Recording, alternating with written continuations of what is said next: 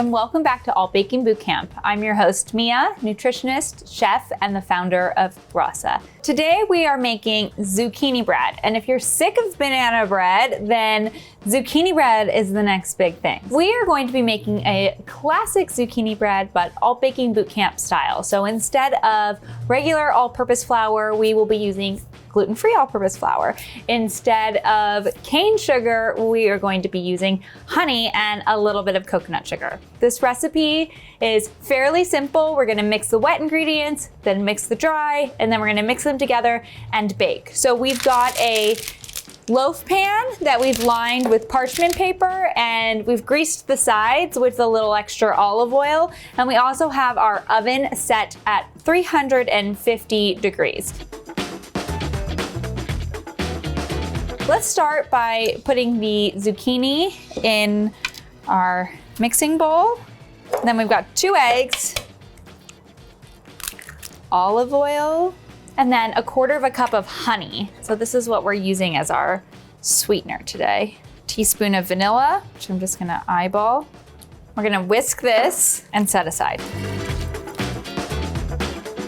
Now let's mix the dry ingredients. Gluten-free all-purpose flour, and then we're using both baking soda and baking powder in this recipe. And then we've got some spices. Today we're using cinnamon and nutmeg. Then just a little bit of sea salt. Mix this together. And then we're just gonna mix the flours, the dry ingredients here, into the wet ingredients that we've already prepared. Just gonna mix this together, and then today we're adding raisins. You could add chocolate chips, you could add nuts, walnuts are nice in here. I like the raisins because this is, we're using a lot less sugar than what you would normally find in a classic zucchini bread, and I feel like that little bite of the raisin gives it just an extra hint of sweetness. So zucchini is really high in fiber, as are most vegetables. It's also a great source of vitamin A, vitamin C, and manganese.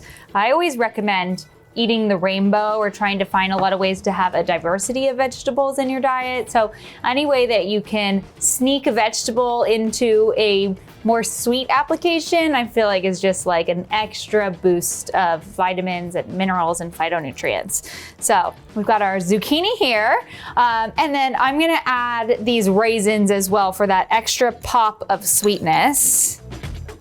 So we're just gonna pour the batter into the loaf pan, which we've prepared. As you can see, it really easily pours in. You wanna make sure you get it all in there.